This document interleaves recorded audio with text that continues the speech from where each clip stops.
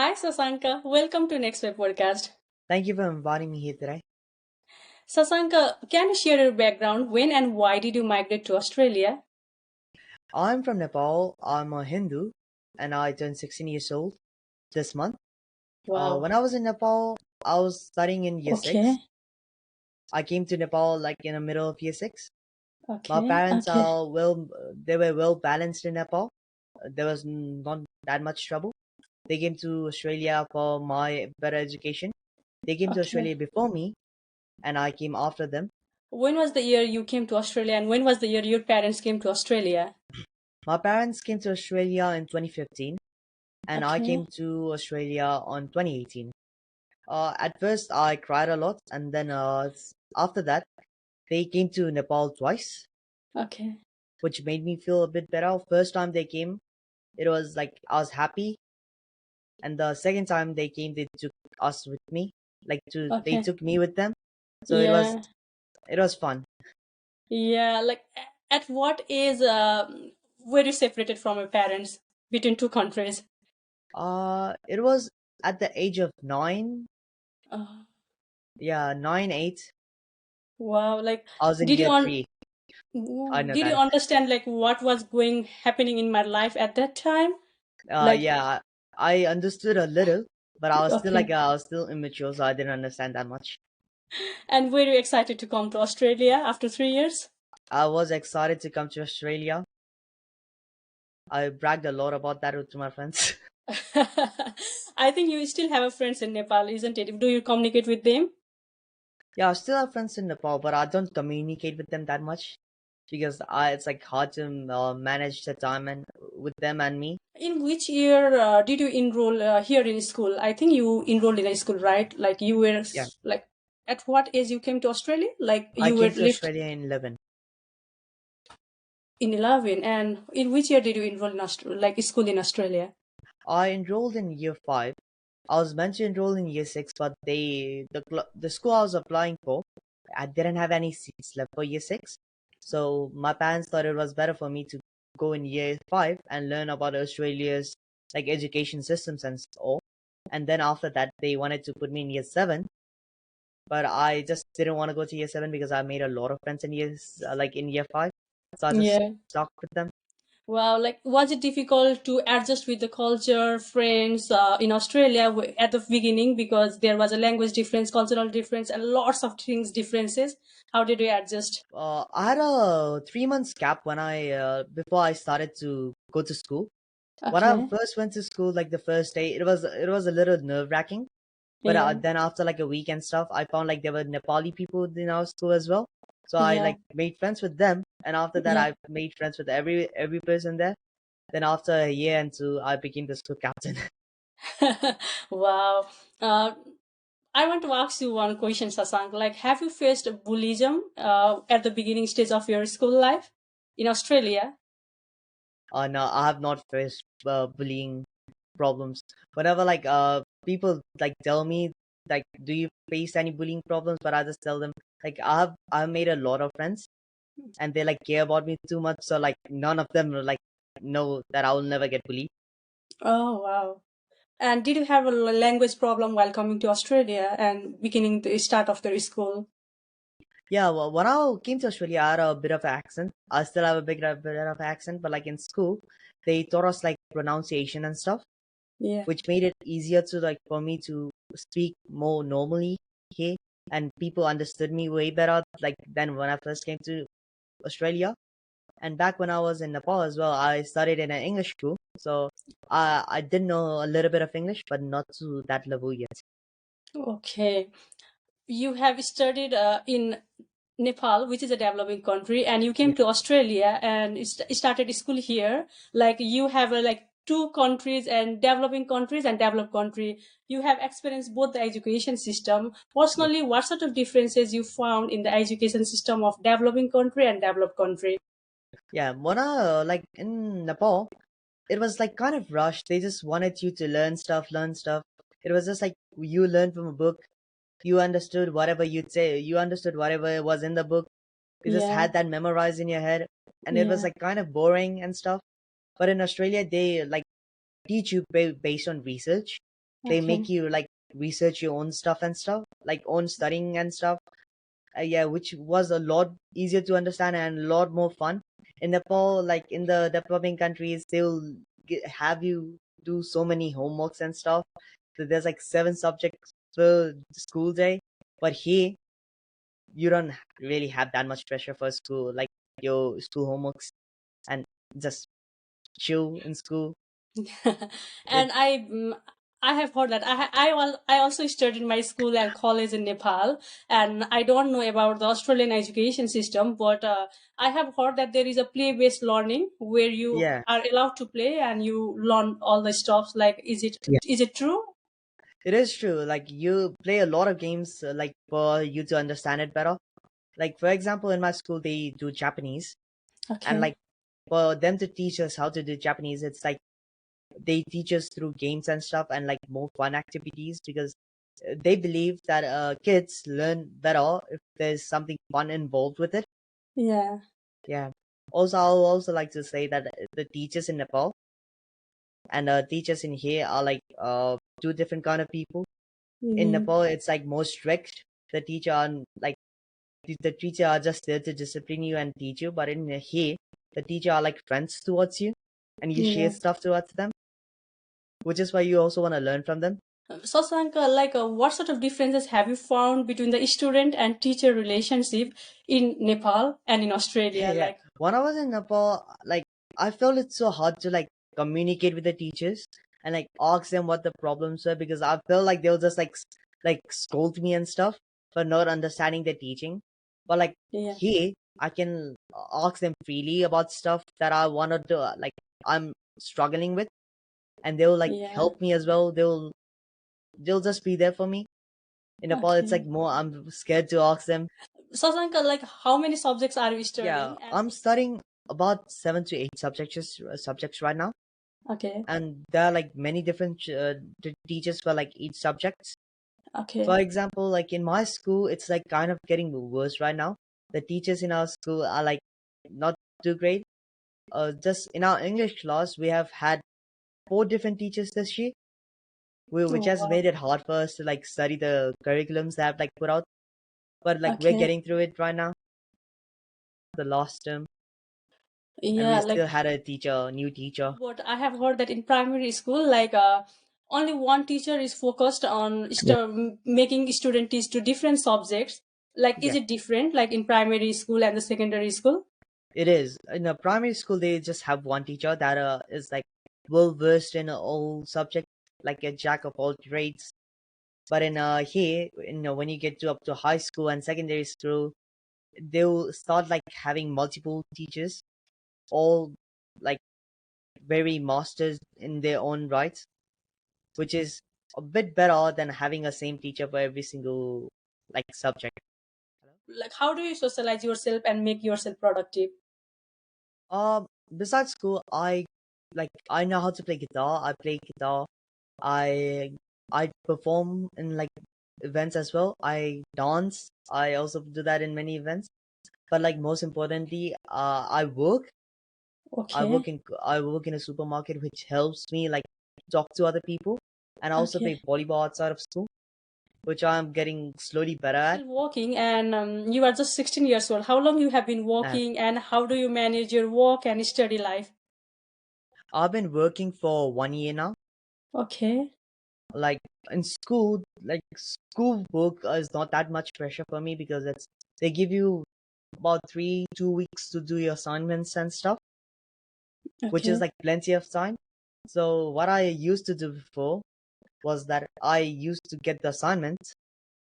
I used to go to work after I finished my school days, and okay. after I came back from school, I used to do a little bit of assignments. Mhm. But like most of the assignments were like I did it in like last minutes, which was Okay, really bad, and it hindered in my grades a little. But okay. now I actually take some time to do my assignments, which has gotten a bit better. And I've chilled down on working too much because of the student hours restrictions as well. How many hours are you allowed to work? Before I used to work like unlimited hours. I used to work whenever they called me. Now I can only work for 24 hours. Okay. Yeah. And now because I have like a slight back pain as well because I've been working like too hard. I've chilled down on working from 24 hours to like 18 to 14 hours a week. Okay. Yeah. Are you managing your expenses through the wages of your work, or still you are a little bit dependent on your parents? How are you managing your lifestyle? Yeah. Whenever like I need money, I just use mine. I don't need to ask my parents for money. But if Okay. it's like too much, like a big amount, like for example, for my volleyball, I have to pay $600. Like even though I have $600 in my account, I just call my parents first to consult with them Okay. because they're like my accountant, and I just talk through with them before I do anything. Yeah. Yeah, Also, that's a I put most of my monies on savings as well. I okay. just want it to be I just want the money to be useful in my future rather than wasting it all right now. Sasank, you came here in 2018, and in 2019 there was a COVID pandemic, and it continued for 2 years. And I believe that you had to stay home, and you are from like socialized culture in Nepal, and you have been stuck here for 2 years because of the COVID pandemic, and you might have faced loneliness or many more things. Like, how was your situation, emotional and mental health situation at that time? Yeah. So during COVID times, it was like boring for me, and sorry, and it was like I didn't really feel that much lonely because in my house there were like my parents, my sisters, like three other people that were living with us. Then Okay. it was like a really fun environment. But like when I was coming from Nepal and like in the first year, I used to study really, really, really hard with the mentality I had in the country, Yeah. transferring to Australia, and I was like really good at my education as well. But like after pandemic happened, I became really lazy. Yeah, so it hindered on my education to like too much. And Okay. now I'm like trying to get back at that level again. Yeah, I can feel you at that time because in Nepal there you are too much socialized and you can go everywhere. But in Australia, like there is somehow restriction on socializing. So it's not like a restriction, but you don't feel like in Nepal, right? And No, you don't. yeah, there might be some emotional or mental health state was little bit distracted. I can feel you. Yeah, Yeah, Sasang, like, what suggestion you want to give to those students who are going to be in year 9 next year? is that just chill, study what you want to study, like choose the subjects that you would like to study and like want for your future, and like just think what careers path you are gonna have like starting from year 9. And like if you really want your year 10 certificate, graduation certificate to be good, then try a little bit harder than you did in year 8. But like in year 9 it doesn't really matter. You want to like have your education good at year 10, 11, and 12. That's when it really starts getting harder and harder to set you up for uni and stuff. So just chill and just study what you want to study and have fun. Sasang, what do you want to be in the near future and what's your plan to go achieve that? When I was a kid, I wanted to be in the army. Then like I Okay. found out like how much of a struggle being in the army is, and Yeah. I was too lazy for it, so I decided to be a doctor. I Okay. wanted to be a doctor at some point as well. Then I was like, nah. Then my one of my neighbors came into my house with like a robotic boat that swims in the water really fast when he lights it up, and I found that really interesting. So I wanted to be an engineer after that. So it was right in my mind. But like recently, I want to be a businessman, but I want to be a businessman that is well versed in many trades and not just doing one thing, but like doing multiple different businesses at the same time. Sasang, what are the tips to become a smart and a good student at school? The tips to be a smart and a good student in school: just listen to your teachers and like Okay. just revise what you have studied after you go to home, Okay. and just whenever you get an assignment, try to do it like slowly and understand everything before you type, and just revise everything properly. How much difficulty you find in revision? Like you study, and when there is a test exam or like many more things, how stressed you feel during the revision period? Yeah. I don't really revise that much because I'm really busy after school because Uh, it's either work or volleyball. okay. But whenever there's an exam coming, I tend to like work less, and Okay. just I don't really feel that stressed because my mental capacity, I can memorize things like really well, so it really helps with the education as well. So I just take some period of time, like for example 2 days, to go through all the things that I studied in a term and Okay. just write down the questions that I make myself and just answer it. I let my dad also help me like learn stuff as well. Okay.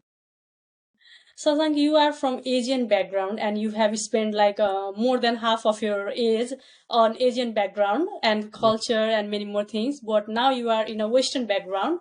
And do you feel lovable and kind of belongingness in this cultural environment? Or like it's just hard to for me to accept that, but um I have to accept the culture in this country as well. Okay. Like my friends come over here and joke to me like I beef, want to have some beef, but like I tend to like chill down as well. Okay. uh there's like many Asian communities here, so I Okay. tend to make more Asian friends than white friends. Okay. But now I've like balanced it out. I started to go into like many culture events as well, which Okay. helped me like socialize a lot. Okay. And it was difficult at first, but now it has started to get better. Sasanka, what do you miss the most back in your home country while staying here in Australia? I miss my friends, and like I miss the fun that I had when I was in my country. Like Yeah. in my kind of like when I was in Nepal, like I was really happy that I can use my phone. Like I used to like be happy even with a tablet and stuff. But now Yeah. because they're like the gadgets are like essential in Western education Yeah. right now, so I don't really feel that connection. Like I don't really have fun that much on Yeah. my like the gadgets, and the friends I had in my country was like I connected with them more than the people here because we don't really have like that cultural connections. Yeah. Yeah, it's just like the culture difference was really hard. After coming to Australia and socializing with this culture and growing up and working, doing a job and many more stuffs, like, do you feel like a little bit mature?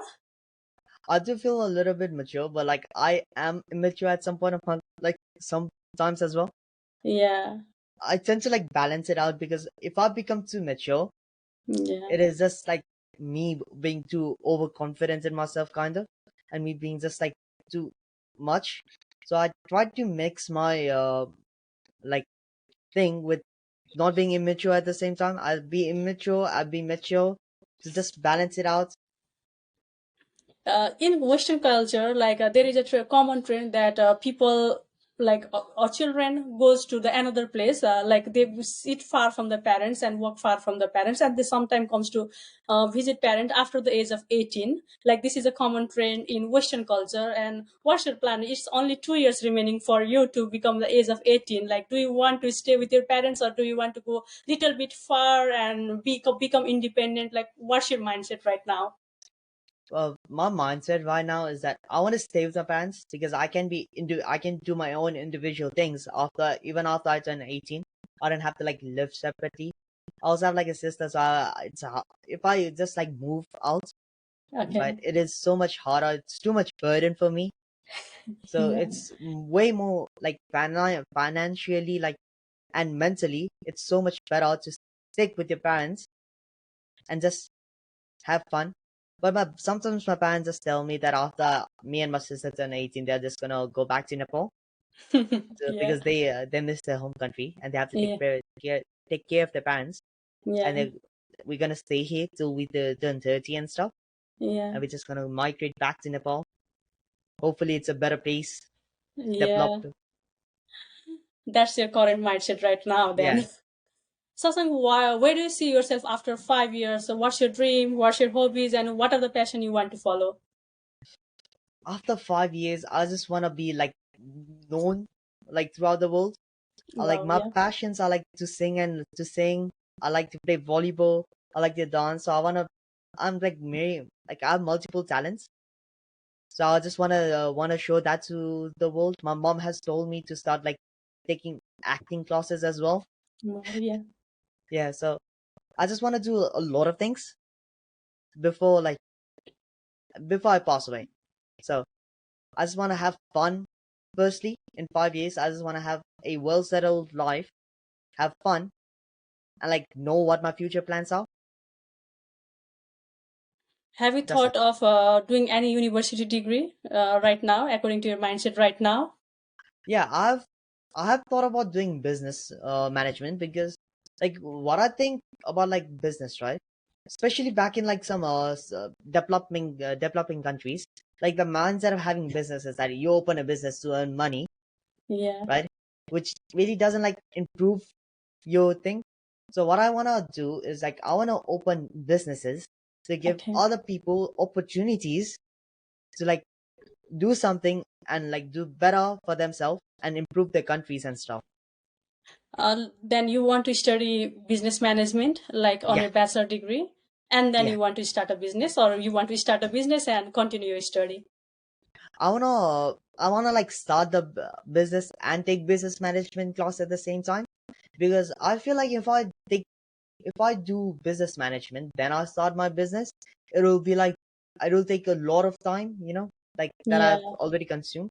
And if I start the business earlier than like if I take like my bachelor degrees, I will not know that much. So I want to start it when I'm taking the bachelor basically degree, so I can learn in the both fields like how business works and like what can I do better in the Yeah. business as well. Yeah, I believe that it will be helpful. And I want to see you as a successful businessman person in the near future. Yeah, And we'll be in touch. It was great talking with you, Sasanka. Thank you for thank you. coming on my podcast. Thank you for inviting me to your podcast today. It was really fun, and it's my first podcast, so I didn't really know what to say that much. But you really did well. Thank you so much for coming, Sasank. Thank you. Have a nice day. Thank you. Bye.